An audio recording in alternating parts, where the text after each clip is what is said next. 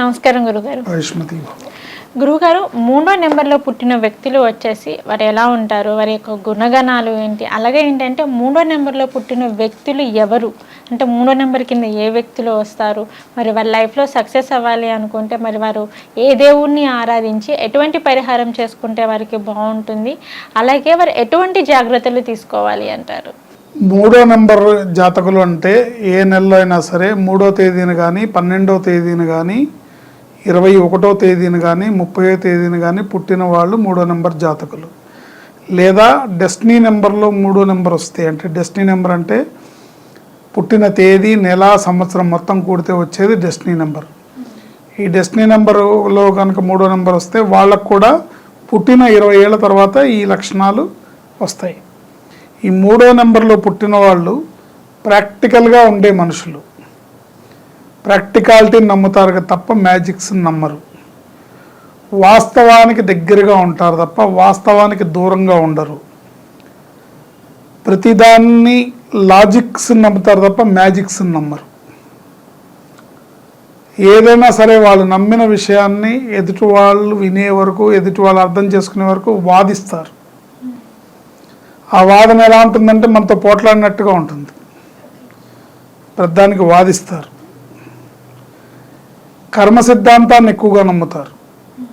మనం కష్టపడి పని చేసుకుంటూ పోతే ఫలితం అదే వస్తుంది కదా, ఈ పూజలే చేయాలా, ఈ హోమాలే చేయాలా, వీటి వల్ల ఏమొస్తుంది, దీనికన్నా మానవ సేవే మాధవ సేవ, పూజలకి హోమాలకి ఖర్చు పెట్టే డబ్బు 10 మందికి భోజనం పెట్టడానికి ఉపయోగపడితే మనకు పుణ్యం వస్తుంది కదా, ఈ పుణ్యం కన్నా అది నయం కదా అనే ఇలాంటి వాదించే ధోరణిలో ఉంటారు ఈ నెంబర్లో పుట్టిన వాళ్ళు. దేన్నైనా సరే బాగా వాదిస్తారు. వీళ్ళు సొంత కుటుంబానికి ఎక్కువగా ప్రయారిటీ ఇస్తారు. మన కుటుంబంలో మన మనుషులకి మనం సహాయం చేయకుండా బయట ఎవరికో వెళ్ళి ఏదో చేయటము, బయట ఎవరికో సహాయం చేయటము, బయట ఎవరికో ఏదో పని చేయడము, అది ఎంతవరకు కరెక్టు అని మాట్లాడతారు. ముందు మనం ఇంట్లో మన మనుషులకి మనం చేయాలి కదా, మన వాళ్ళకి మనం చేయకపోతే బయట వాళ్ళు ఎక్కడ చేస్తారు అనే మాటని వీళ్ళు ఎక్కువగా మాట్లాడుతూ ఆ సిద్ధాంతాన్ని ఎక్కువగా నమ్ముతారు.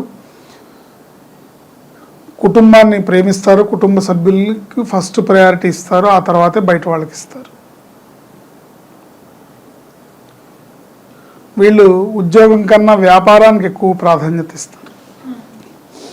ఉద్యోగం కన్నా వ్యాపారానికి ఎక్కువగా ప్రాధాన్యం, అంటే ఒకరి దగ్గర ఉద్యోగం చేయడానికి ఇష్టపడరు, వ్యాపారం చేయడానికి ఇష్టపడతారు. నా కాళ్ళ మీద నేను నిలబడాలి, నాకు బాస్ ఉండకూడదు, నాకు నేనే బాస్ అనే టైప్లో వీళ్ళ ధోరణి ఉంటుంది.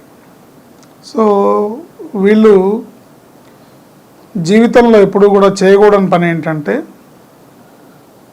గురువుల్ని పెద్దల్ని నిందించకూడదు,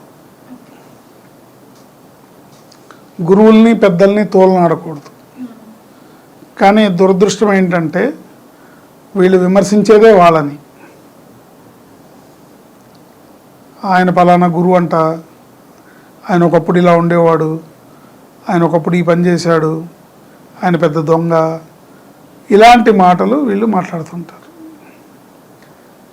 ఒకవేళ నిజంగా అవతల వీళ్ళు చెప్పే వ్యక్తి నిజంగా దొంగ అయినా కూడా వీళ్ళు ఆ మాట మాట్లాడడం వల్ల వీళ్ళకి బ్యాడ్ లక్ వస్తుంది.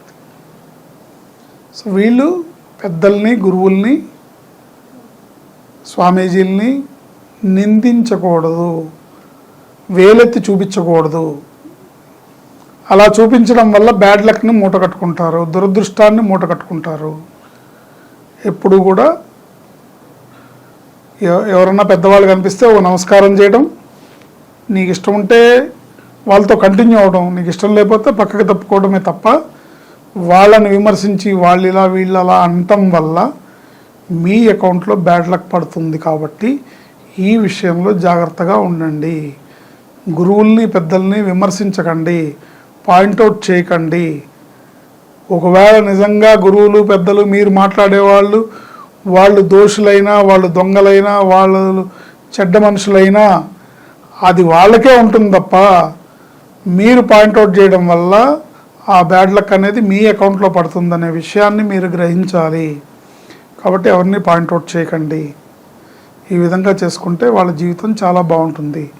గురువారం నాడు నియమనిష్టలతో ఉండి గురువారం నాడు వీళ్ళు దత్తాత్రేయుడి గుడికి కానీ శివాలయానికి కానీ, లేదా ఒకవేళ మేము సాయిబాబాని నమ్ముతామండి, మాకు సాయిబాబా అంటే ఇష్టం అంటే సాయిబాబా గుడికి కానీ వెళ్ళడం వల్ల వీళ్ళకి మరింత అదృష్టం చేకూరుతుంది.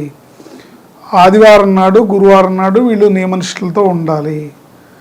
ఆదివారం నాడు కూడా ఎట్టి పరిస్థితుల్లో కూడా ఎటువంటి చేయకూడని పనులు చేయకూడదు. మద్య మాంసాలకి, ఇతర విలాసాలకి, ఇతర షోకులకి, సరదాలకి, జల్సాలకి గురువారము ఆదివారము దూరంగా ఉండి నియమనిష్టలతో ఉండటం వల్ల వీళ్ళ జీవితంలో అనుకున్నవన్నీ సాధించగలుగుతారు, సక్సెస్ని పొందగలుగుతారు. గురువుల్ని నిందించకుండా, గురువుల్ని పాయింట్అవుట్ చేయకుండా, గురువుల్ని విమర్శించకుండా ఉండడం వల్ల మరింత గురువు అనుగ్రహాన్ని వీళ్ళు పొంది జీవితంలో ఉన్నత స్థాయికి చేరుకుంటారు. గురుగారు, మరి ఈ వ్యక్తులు వచ్చేసి 3వ నెంబర్లో పుట్టిన వ్యక్తులు వచ్చేసి లైఫ్లో ఒకవేళ వీళ్ళు సక్సెస్ అవ్వాలన్నా కానీ వీరి దగ్గరికి ఎటువంటి నెగిటివ్ ఎనర్జీ రాకుండా ఉండాలి అంటే మరి ఎటువంటి పరిహారం చేసుకోవాలి అంటారు? వీళ్ళు జనరల్గా కర్మ సిద్ధాంతాన్ని ఎక్కువగా నమ్ముతారు, జాతకాలని వాటిని ఎక్కువగా నమ్మరు. కాబట్టి నమ్మాలి. ఈ విషయం తెలుసుకొని ఒకసారి వాళ్ళ వ్యక్తిగత జాతకాన్ని చూపించుకొని, వాళ్ళ పేరు ఎలా ఉంది, పేరులో నెంబర్ ఎలా ఉందో చూపించుకొని జీవితంలో తీసుకోవాల్సిన పరిహారాలు చేసుకోవాల్సిన, అంటే గ్రహస్థితిని అనుసరించి మనం చెప్పింది 3వ తారీఖున పుట్టడం వల్ల మీరు చేయాల్సిన పనులు గురువారం నాడు ఆదివారం నాడు నియమనిష్టలతో ఉండమని చెప్పాము. కానీ జాతకం చూసిన తర్వాత అసలు మీకు ఏ గ్రహాలు అనుకూలిస్తున్నాయి, ఏ గ్రహాలు వ్యతిరేకిస్తున్నాయి, మనకి ఎప్పుడు ఏ దశ ఎలా నడుస్తుంది, ఎప్పుడు ఎలా ఉంటుంది, ఎలాంటి పరిస్థితులను ఎదుర్కోబోతున్నాం అనే విషయాలు జాతకం ద్వారా మనం తెలుసుకోగలుగుతాం. సో జాతకం చూపించుకొని, అట్లాగే పేరు, మనకి జాతకంలో అదృష్టం ఉన్నా కూడా మన అదృష్టాన్ని మాయం చేసేది మన పేరులో రాంగ్ నెంబర్. దీన్ని ఒకసారి చూపించుకొని మనం ఎలా పిలువబడాలి, ఎలా మనం జీవితంలో ముందుకెళ్ళాలి, ఇంకేమేం పరిహారాలు చేయాలి. కామన్గా అయితే వీళ్ళు గురువారం ఆదివారం నియమనిష్టలతో ఉండి భక్తితో దేవాలయానికి వెళ్ళి పూజ చేయించుకోవడం, తర్వాత ముఖ్యంగా గురువారం నాడు శనగల్ని, తాలింపు శనగల్ని దేవాలయంలో నివేదించి పంచిపెట్టడం ద్వారా వీళ్ళకి ఏదన్నా గ్రహదోషాలు ఉన్నా కూడా పోతాయి. తాలింపు శనగల్ని మీరు ఒకవేళ సాయిబాబా అంటే అన్ని గుళ్ళల్లో మీరు తీసుకెళ్ళి నైవేద్యం పెట్టరు, సాయిబాబా గుళ్ళో అయితే పెడతారు.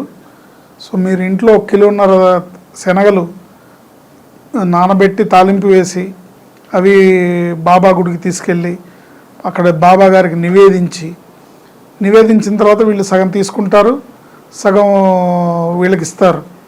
సో వీళ్ళకి ఇచ్చిన ప్రసాదాన్ని వీళ్ళు అక్కడ అందరికీ పంచిపెట్టి వీళ్ళు కొంచెం ప్రసాదం తీసుకొని ఇలా ప్రతి గురువారం ఆదివారం చేయడం వల్ల మంచి అదృష్టాన్ని, మంచి జాతక పరిహారాలని, గ్రహ దోష నివారణని వాళ్ళు పొందగలుగుతారు.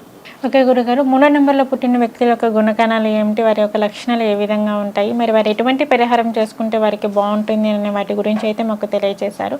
ధన్యవాదాలు గురుగారు. ఆయుష్మతి భవ.